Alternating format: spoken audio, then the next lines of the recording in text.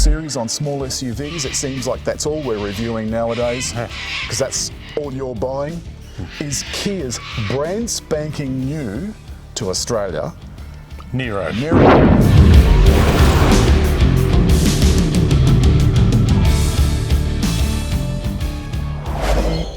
Niro is nearing the end of its product life. So it's been out in Europe and Korea for some while. So there's about 12 months left to run in the product cycle. So this has already been facelifted. We're getting the facelifted model. There's several different models. There's 3 drivetrains, all of which are front-wheel drive. There's a hybrid, yes, which I would call a mild hybrid. It's very much a mild hybrid. A plug-in hybrid, which has a little more battery life, but no more power.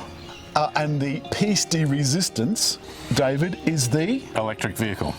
Pure electric, and that means that it's got a 64 kilowatt? 64.7, I think. 4.7 kilowatt battery, and it's 450 kilos worth of battery.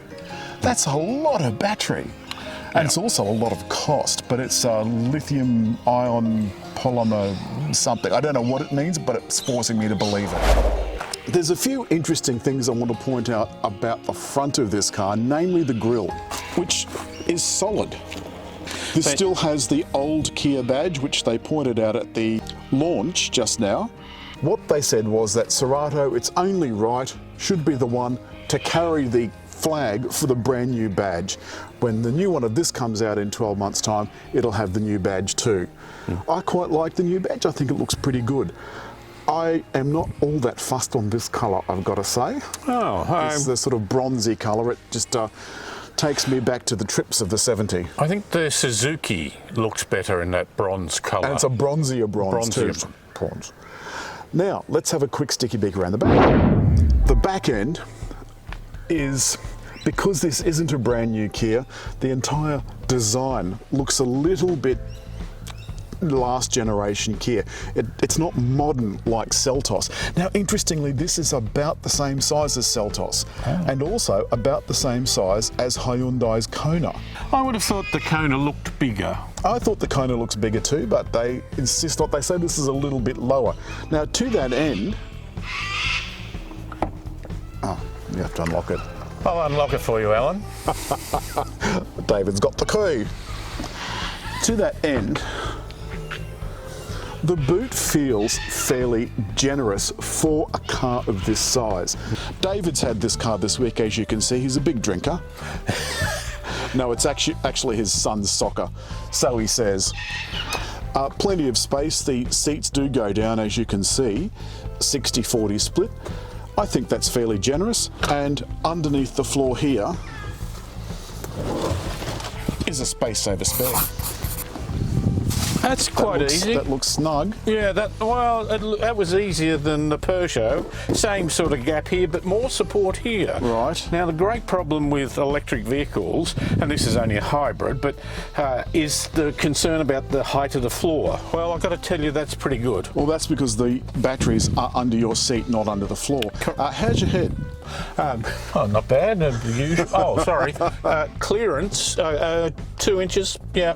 What's 2 inches between friends? Centre console? It can make a big difference, Alan. The centre console, it has a little bit of stitching and it has vents, and I can't see any USB. Oh dear. A little bit more traditional in front of the driver, although still a lot of more digital stuff coming through. But the thing is, the screen is incorporated in the fascia. It's not sticking up like dogs, not sticking up. I like that. I think it's got a nice sort of blend and balance to it. And over here are the safety gizmos, blind spot monitoring, lane control and so forth. And a semi-digital dash? Yes. In the middle there, we've got, now Alan, sorry, I said we'll turn it on. It is, of course, in this base model, it's got a key. I haven't seen one of those since the 12th century. Now, you're going to ask me how to get it out? No, I'm not, because that's the Peugeot key. It's so hard to find good help. As I was saying, Alan, this has a key. Now, if you look at the screen, now, of course, I've turned it on. I love the aspect of a hybrid, that it was quiet, but you notice the petrol engine came in very quickly. It is a mild hybrid. It did come in fairly quickly, but it will still operate in EV mode, which we're going to show. Very faint looking little... David, your beer bottles are jiggling in the back. You'll have to excuse the bottle noise. We're not rampant alcoholics, well, at least one of us isn't. Now, going up this very steep hill, I actually feel like this has got quite a lot of torque. One thing I do want to point out, though, is that unlike all other Australian Kias, this one is not tuned by Kia's tuning expert, Graham Gambold. And you can absolutely feel it. Yeah. But the ride is fairly good. It is a little bit noisy. Kia has been very clever about dipping their toes in the water with something that is at the end of its product life. They did the same thing with Picanto. Nobody expected Picanto to take off, and you know, they put it on, boom, it's now the top seller in the segment. So this will be directly up against Kona Electric. This has a 430 kilometre range. The EV does. The EV does, yes. yeah. And Kona has 480, I think. I'm not sure why there's a difference. And they're about QE price-wise? Yeah. I think the EV of this one, the base model, 62,000, and the top of the range, 65. Right. I think the Kona's about 60,000 to 65,000. Right. But I find the fact that this has got a DCT to be preferable for me for Might do a U-turn Right. and go back is my preference to a CVT. to a CVT, yeah. And you can certainly feel it. Kia made a point of saying that there was a certain amount of sportiness to it. I don't think it's sporty in the slightest, but I think that's not what this is aimed at. No, we're talking a different dynamic now. That's true. The other thing, of course, too, is that the EV battery,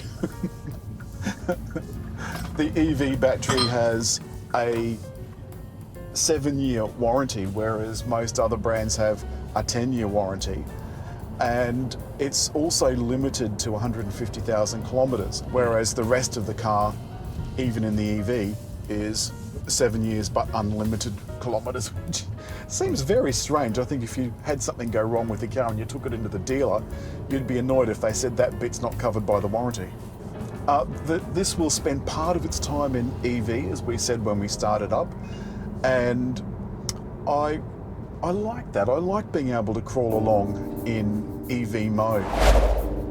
The gearbox has a sport mode, and if you slip it across into sport mode, it drops it down a bit and changes it considerably. And in sport, with the gearbox in sport, I can feel a definite difference. It's almost as if it brings it in a lower gear. I mean, I know it doesn't, but gosh, that's got some pep. You got paddles too.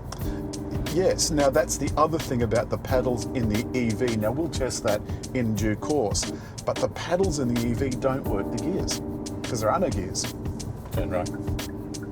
Aren't you going to ask me, David, what the paddles do? That was I your didn't cue, even you think there were Mr. Coe. paddles in the EV. I Yes. haven't driven that yet. What, No, well- so what on earth do they do, Alan? Well, the paddles give you the amount of regenerative braking. Of course. Well, that's all for Kia Niro. Now, the interesting thing is we're very late in getting this model. As you've said, it's going to be updated in a year's time. Why are we late? Because we're one country that is so slow Yeah. in trying to push pollution reduction. Absolutely, it's like driving in honey, trying to get this government to do anything about reducing greenhouse gases. And before you say that electric vehicles don't reduce greenhouse gases because the power for them is produced with coal, it can be produced with anything. We should not be accepting electric vehicles begrudgingly. We should be embracing the We opportunities. love electric vehicles, don't we? The only thing we've had trouble with is trying to charge them, which of course the hybrid and the mild hybrid don't have to worry about. The hybrid does have, in this particular model, can plug in and run for 60 kilometres. That's the plug-in hybrid. It's 50. Yeah. 50 kilometres, which is about what an average person does in their daily run. So you could take it home, charge it up, and hit the road next morning with a full charge. And you don't have to queue at petrol stations. Well, you don't have to queue at petrol stations much. Well, yes. Yeah. But they do recommend that you run it every 6 months to run your tank down, because you could, theoretically, as some people used to do in those Holden Volts and so forth, they'd run them completely on electricity. But we digress. We've wandered somewhat off-piste. As always, if you've liked the film, it's like trying to wrangle cats. If you've liked the film, hit like. Leave a comment. And we're running out of space here, Alan. There, I'll put it in front of your face. That's probably best for the video. Just subscribe.